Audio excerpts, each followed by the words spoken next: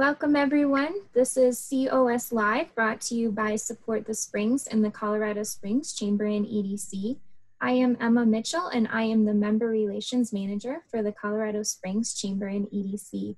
I'm here today with Shilo Alves from Barre Forte, located downtown, and Shilo is going to be talking to us a little bit about bar workouts and give us a 15-minute workout. Welcome, Shilo. Thank you, Emma. It's a pleasure to be here virtually. We are going to just do a short bar workout. We are actually a bar and Pilates equipment studio located in the heart of downtown, right there on Tejon. We really believe in finding movement, and that movement heals. And in this time, it's such a huge stress reliever. It's good mentally, emotionally, and physically to keep your body moving, especially when we're kind of under these high stress times and stuck inside, so to speak. So anything that you can find that you love is good, and just make sure you're moving your body. Bar and Pilates are typically both very safe workouts for most populations. The routine we're going to go through today, it should be safe for anyone, even if you have some limitations. There are always modifications, but we are live streaming classes, 17 classes a week, Monday through Sunday. So feel free to join us. They're half-price classes. But other than that, we'll get started. Typically, we don't use much equipment. If you don't have stuff around your house, if you're not someone who has dumbbells, we often use canned goods to do our arms. But the truth of the matter is that you don't actually need weights because the movements are small. But we're actually going to skip through arm series today, and we're going to start having a chair back behind us. With our feet in a nice parallel position, our belly is going to pull tight, and we're just going to start kind of rolling our shoulders up, back, and down, feeling our feet grounding down through the floor, starting to pull our abs in tight, lifting our kneecaps, slight squeeze through the seat. Then we're going to roll those shoulders up, back, and down, belly nice and tight, hands to heart center, as we're going to act like we're going to sit down into that chair and then stand back up, squeezing the seat nice and tight at the top. This is something you can do in your office if you are an essential worker and still going to work. If you are at home, it's just a nice little guide for people to make sure that their butt is really getting low. They're bending down through their knees, they're bending through their hips, but their abs are staying in and up, pressing strong through those heels. We're going to do 4 more here, and 3, and 2. This last one, we're going to hold it low, and we're going to find what we call a pulse and bar. That's about a 1-inch movement here, nice and tiny. And as I turn to the side here, you see it's a very small move, but my back is nice and long and strong. My belly's pulled and tight, and I'm just finding that little bend, that little contraction here. Little pulse for 4, for 3, for 2, and 1. From here, we're going to go down to a stable surface. I'm going to use my chair, and we're going to find a high plank. Now, if you're someone who regularly high planks, you can do this on the floor. The higher your body is, the easier it is. So you can always start from the countertop and slowly work your way down to the floor. Your hands are going to stack underneath your shoulders. Your shoulders are going to slide down your back. Your abs are going to pull in and up. A slight squeeze through that seat. Again, kneecaps lifted, quads engaged, pressing the ground away from you. Holding here, really just tightening up that belly. Warming the body up entirely. And again, if you're not someone who works out regular, start with a 10-second hold. Take a break, get back in 10 seconds. Make sure your head stays in line with your spine. Everyone has this funny tendency to look down at their toes, but really we want that head to stay up. You're going to hold it here for 4, for 3, for 2, and 1. You're going to stand up nice and tall. From here, in a typical class, we would go to our arm series, but today we're just going to skip right through that. We're going to just move our chair so we have something nice and stable for balance. Our feet are going to stay in a parallel position. That means toes in front of heels. Legs are going to stay nice and long, and you're just going to find a calf lift here.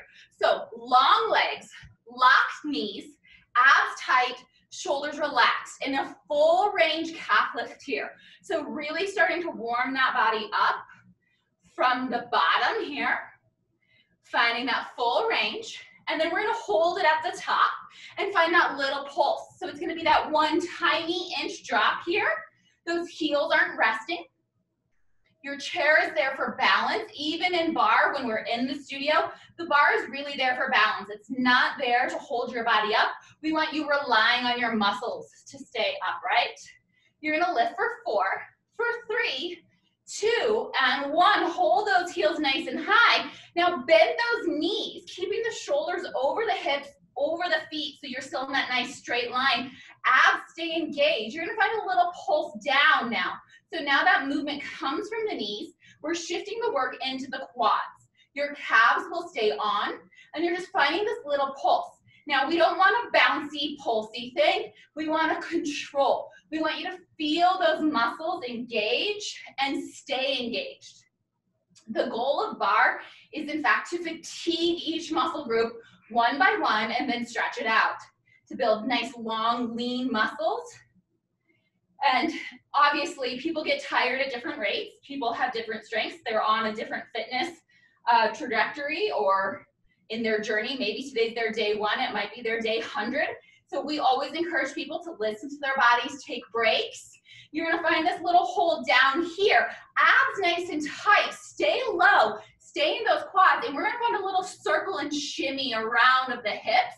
So we're thinking about our legs holding still and stable, and it's now our pelvis moving. You can kind of feel this from a glute to low abs, a little bit of obliques in the mix. Now when we do bar class, we do it to music, and sometimes we can get a little sassy with this, but not today. We'll just circle around for 4 and 3. Keep those heels high and 2.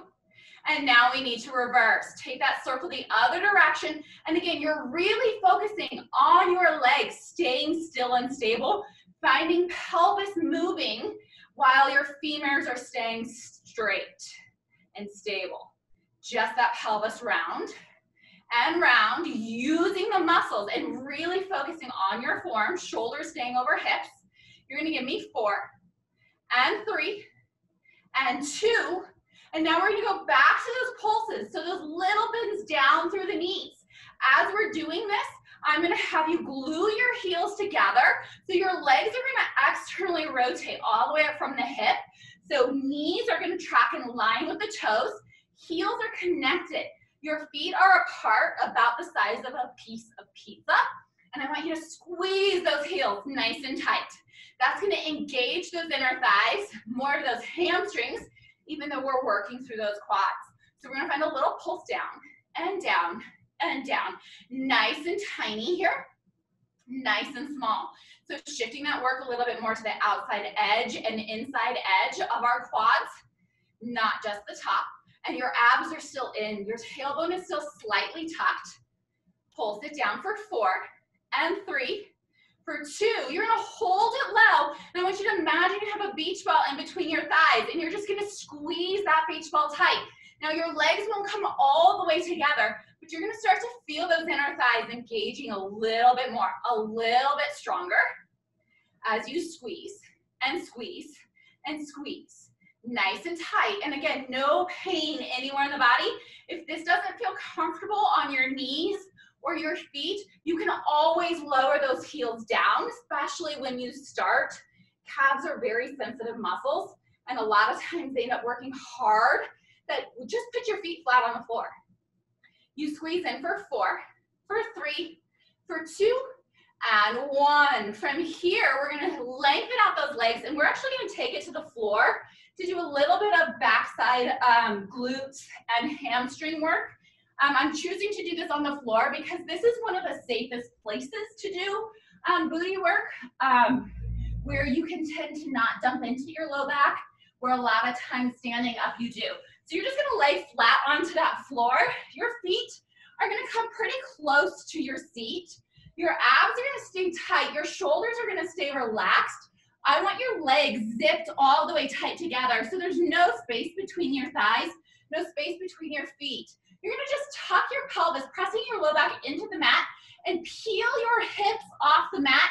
And then I want you to just hold that hover. Check it with your fists that your seat is just about a fist width distance off the mat.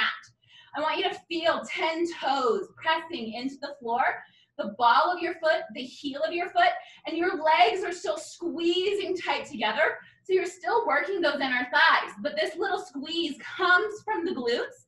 You're just gonna hold this here, abs tight. Now, we're not lifting high. Yoga has a bridge pose as well, and they lift a lot higher. This in bar, we stay nice and low and just really focus on the squeeze. Of course, we have 100 things we can do here, but today we're gonna take this to a little single leg march. So we're gonna float our right leg up to tabletop. We're gonna tap it down and up, pressing strong through your left foot. And again, this is something that's typically very safe for people to do. Even if you have low back, this is a common PT exercise. A glute bridge, lift for 4 and 3 and 2. You'll feel all that work in that left leg. Set that foot down, re-squeeze the legs together, re-center yourself, abs tight, glutes on, grounding down now through right leg as left leg comes up and it taps and lifts. This motion comes from the hip. You can see that hips are square. You're driving your right foot down. That hamstring and glute on that right side are working really hard. As you hinge and lift, down and up, you tap for 4, you tap for 3, you tap for 2, and set that foot down. And then hold it here, belly tight.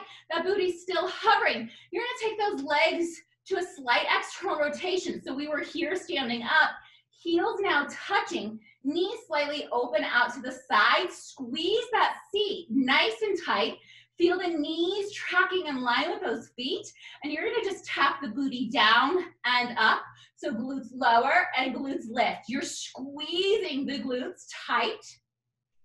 This is a great exercise for that backside edge of the body, for the glutes, for the hamstrings, for anyone who sits at a desk. Typically, those people tend to have underactive glutes, so you want to keep strengthening them. So lower and lift, down and up. You're going to hold it high here at the top, but that high is still just that fist width distance. Squeeze tight, and then lift those heels up and lower those heels, and lift and lower. So you're trying to keep them together. It's a very small movement. Everything in bar tends to be small with the exception of our warm-up when we do full range squats. Lift those heels and down and lift and lower. We're gonna do 2 more, and then we're gonna move into a very simple ab exercise. Lower those heels down, lower that seat down. The head is gonna stay down, shifting right into the abs. You're gonna lift both legs up to tabletop. Tabletop, knees are directly over the hips and your feet are out from your knees so that I could balance my dinner plate on your shins. I want you to pull your abs in nice and tight and really engage that core. As if someone was going to drop a kitty cat on your belly, your core is gonna brace as opposed to sucking in your gut like you're putting your skinny jeans on. So brace the core like that kitty cat's gonna drop on your belly, abs tight. You're gonna take your left leg, you're gonna tap it down and up, and then right leg down and up. Now the angle at your knee stays the same. This is a great exercise for your transverse abdominis. It's your stabilizer abdominals, really focusing on finding that deep core.